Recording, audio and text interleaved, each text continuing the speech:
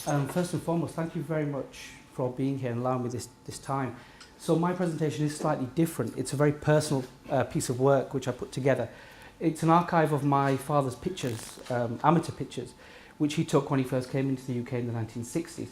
So the whole premise of this, and the way that it really fits in with what we're trying to do today, I think, is it showcases a point in time when immigration was probably a great challenge in the current political sphere. Those challenges were even, headier then.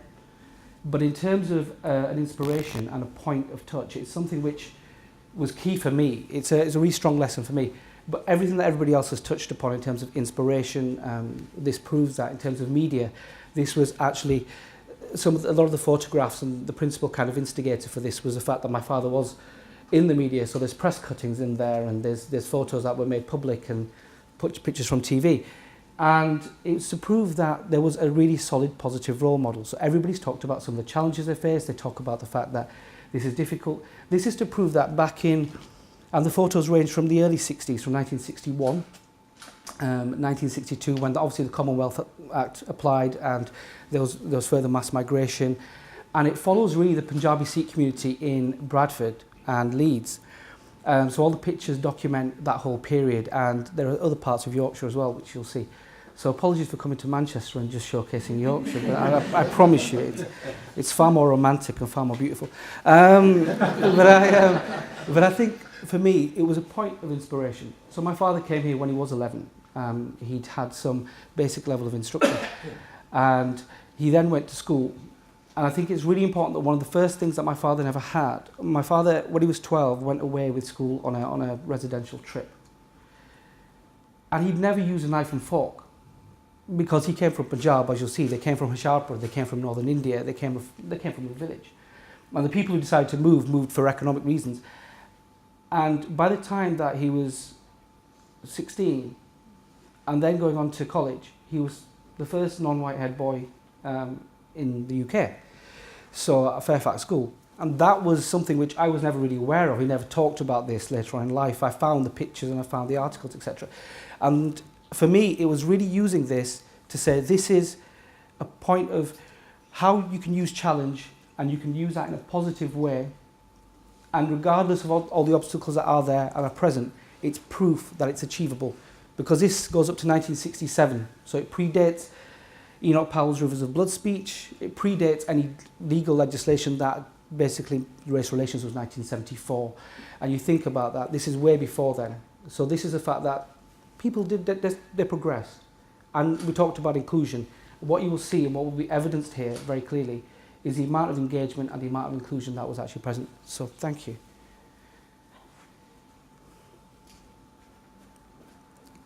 So this is Bukowal. This is in Hoshiarpur in Punjab. This is a main sign. This was taken in 2017. I actually went here in summer. But that's the village that my family left.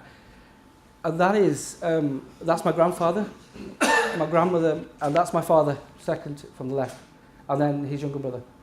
But as you can see, there was this complete point of we're leaving Britain, we're coming to Britain, we need to dress exactly how British people dress. Everybody had ties on, it was suits. There was a whole thing, there was a rumour that went around from people saying, if you leave the house without socks on, the police will arrest you. This is the genuine truth. And that's my grandmother there. So it was just a stark photograph of somebody in a completely different land. And this is post-1962, when post the Commonwealth Act, farmer wives started coming into the country. Prior to that, it was mostly male-dominated migration, and mostly economic. And that's my grandfather there. And I think this is my dad just literally trying to play around. He had a real fascination with cameras and lights and how everything worked. But there's a real sense of some of the male migrants had been there for about 4 to 5 years prior to this, so they'd settled, they already had a life, and this was now integrating their families into this whole period. And this particular move is my grandmother, but probably would have been the first time she's ever seen snow. So this is somebody who's come from a village in India, in northern India, never had that experience, never experienced those temperatures. That's your typical Yorkshire stone cladding. These were houses which some of them didn't even have indoor toilets. It was a completely different experience for them. And this is my father's first school photograph. So I don't think he's very difficult to spot from the crowd, in all fairness. And I think he's the only one wearing the Dunlop Green Flash, but he's actually sat next to the teacher. And that whole period, if you think about it, was a point of complete exclusion, because people talk about feeling excluded. And this is just the scenery that they would have come to. So this is exactly the scenario that they would have seen, having left a village in India, having left something quite basic. They would have come to this view. And the valley of Bradford is absolutely still beautiful today to me, and I think it just represented something completely different to them, culture-wise, language-wise, people-wise. And this is the view from from the window in their house. So this was the community they came to inhabit. So in Bradford Moor and Lowmore, you'll see there's lots of terraced houses, workers' houses. The shops, everything else that were nearby would have forged everything that they were and everything that they saw in and around that time. They stayed close and close-knit as a community, and they worked in that way. And these were taken by my father when there was an exhibition. My father worked in textiles. He then went on to university to study textiles. But this was taken in Troydale at the mills where my grandfather worked, and my father then subsequently worked. But the pictures just showing at an exhibition point that working life. This was the working life that people came into. This is exactly what they saw and dealt with. And most of their counterparts weren't Indian. They weren't ethnic minorities. They were white people. So communication, in terms of being able to sort of be confident in what you were doing, making sure you're doing the right job, it was all a huge new bold challenge for them. So it represents something completely different to what they'd known. And the other thing that you have here is the use of skills. People have a real problem with migration and immigration, but when you look at that whole point, these are the people really making this economy. These were the people who came in, had no knowledge of carding, spinning, anything else like that, but actually did that work. These people contributed heavily into producing that and making that work. So as much as you're seeing all the technical elements here, being included in that, being involved in that, developed their own community. They had a real rush to embrace the chance to work. There's a brilliant anecdote that my dad had. Because of the cameras he had, somebody asked him to take a picture for him so he could send it back home. And my dad did a lot of these. And again, what you'll see is all the gentlemen are marked up. Noticeably, from Punjabi Sikh point of view, you'll see a lot of the gentlemen are clean shaven and have actually cut their hair. And a lot of the guys at the time actually did that so they were more employable. And they felt that they had to do that so they were more employable. And there were strikes in the late 60s and early 70s in Wolverhampton, the Midlands, allowing them to wear their turbans. This is how cultural practices were retained. What was really important to the community was that it was important that this is an engagement and marriage ceremony. So my grandfather's on the far right looking up. But this would be, they would be held in houses, they'd be convened in not necessarily public places, but private spaces. And this is a wedding. So you're looking at a mid-60s wedding, and you're looking at a congregation that I've just entitled. But at that point in time, as it's been mentioned, you want to belong, you want a safe space, but people really felt a concept of maintaining their traditional heritage. So you see people wearing the Punjabi suits, you see people all dressed up, and a lot of the time they would have done that principally for when it was a big occasion. And on the converse, the younger generation, and this is something which is reiterated through the other photographs you see, especially my father, they weren't just immigrants. They were also a youth culture. They were part of a youth culture. They had the money, they had the access to entertainment. They absolutely just dressed up and walked around like they wanted to, saw the films they wanted to. So my father went to see all the Sergio Leone movies at the time. They were a huge impact on what their lives were. They were socialising at the time. That was also a huge impact on their mixing. But this is an example of a very small Gurdwara, a Sikh temple, where a wedding would be taking place. And you can see from the gentleman's turban in that photo that it probably was a bit out of place, so he wasn't used to wearing one. And going back to talk about the early experiences, this was youth that had come to a new place, a completely new environment. They were seeing things through a lens for the first time in their own way. So they were literally, they were wearing suits and they wanted to travel, they had ambition and they wanted to go.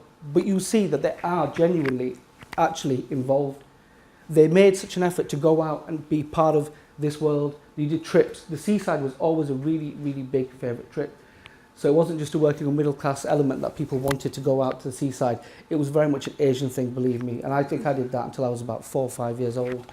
It was always Blackpool or Scarborough. But the idea that people were actually going out was a concept that these as immigrants and people coming in first generation, they didn't necessarily just want to be exclusive. They didn't want to be segregated. They had a real embrace of the culture. They had a real embrace of the country itself. And some of these pictures just were taken on days out. What this represents is effectively the move into political representation and local government representation. So these were taken at meetings of the Indian Workers Association, of which there were two main chapters, one in Bradford and one in Coventry. And it was done to help to politicise the cause of Indian workers in the workplace. They were also used as spaces in which people would perform poetry, they would do recitals, and it was a point of maintaining traditional heritage. So it was quite a key part of not just maintaining culture, but building culture, putting something back into place. And for me, as these pictures will show you, it shows how there is an acceptance. So you will see some local governors, you will genuinely see people from the local community as well, sat around, and that was quite key, because at this particular point in time, political identity becomes something more important. And this is back in the mid-60s, so people talk about representation, but it comes back then. These, again, are just pictures showing how the community as it stands and works was solidified, and it was small, but it was effective and it was efficient. So that's my grandfather there with the scarf, and that's my grandmother in what looks to be like a leopard print coat.